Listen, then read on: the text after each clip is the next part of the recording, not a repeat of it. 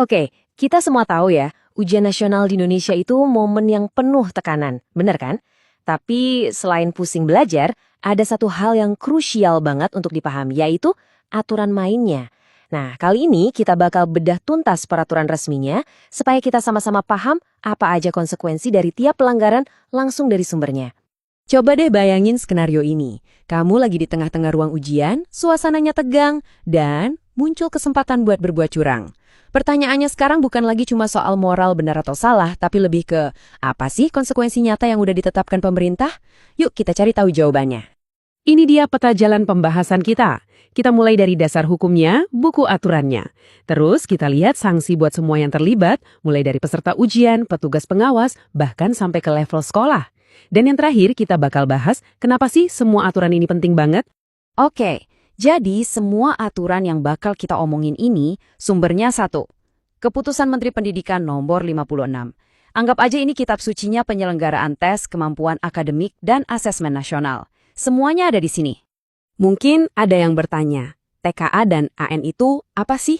Singkatnya, TKA itu tes kemampuan akademik, dan AN itu asesmen nasional. Keduanya ini pilar utama sistem evaluasi pendidikan kita di Indonesia. Makanya, integritas ujian ini benar-benar dijaga super ketat. Baik, sekarang kita masuk ke bagian yang kayaknya paling relevan buat kebanyakan dari kita ya. Apa sih yang bakal terjadi sama peserta ujian kalau mereka sampai melanggar aturan?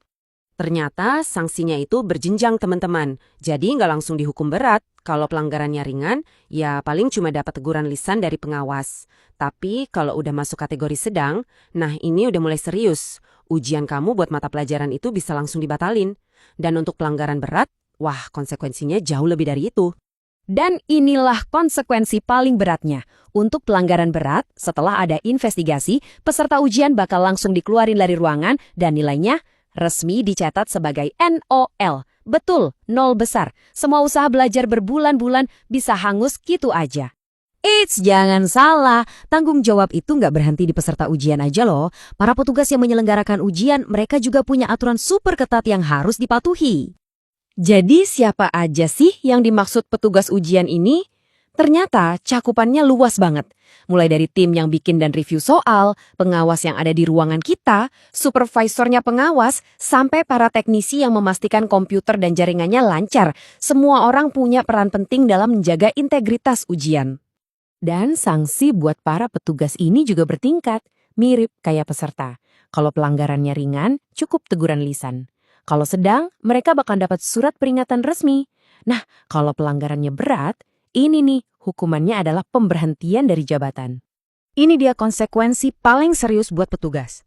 Mereka diberhentikan secara permanen dari semua tugas yang berhubungan dengan ujian. Jadi bukan cuma diskor sementara ya, tapi benar-benar dilepas total dari perannya. Ternyata, lingkaran tanggung jawab ini makin melebar lagi loh. Nggak cuma individu, tapi sekolah sebagai institusi penyelenggara juga punya beban tanggung jawab yang besar. Yang menarik di sini, kalau kita perhatikan, untuk sekolah itu nggak ada kategori pelanggaran ringan. Sanksinya langsung mulai dari level sedang, yaitu pembatalan tes di seluruh sekolah itu. Artinya, dampaknya bisa kena ke semua siswa, bukan cuma yang melanggar. Dan kalau pelanggarannya berat, hukumannya bisa lebih parah lagi. Penyelenggara tingkat provinsi bisa merekomendasikan sekolah itu dilarang jadi tuan rumah ujian selama 3 tahun berturut-turut. Ini pukulan telak banget kan buat reputasi sekolah manapun? Oke, setelah kita lihat semua sanksi ini, dari siswa, petugas, sampai sekolah, mungkin kita jadi mikir, kenapa sih aturannya seketat ini? Nah sekarang, mari kita lihat gambaran besarnya. Jadi, intinya ini bukan cuma soal menghukum yang salah. Tujuan utamanya itu untuk melindungi nilai dari kerja keras tiap siswa di seluruh Indonesia. Ini tentang memastikan bahwa hasil ujian itu adil, punya makna, dan bisa dipercaya oleh kita semua. Pada akhirnya, semua aturan ini kembali lagi ke diri kita masing-masing. Karena integritas itu bukan cuma soal takut sama aturan, tapi soal menghargai usaha dan keringat kita sendiri. Jadi pertanyaannya simpel, seberapa berharga sih pencapaian yang kita raih dengan jujur? Coba deh kita renungkan sama-sama.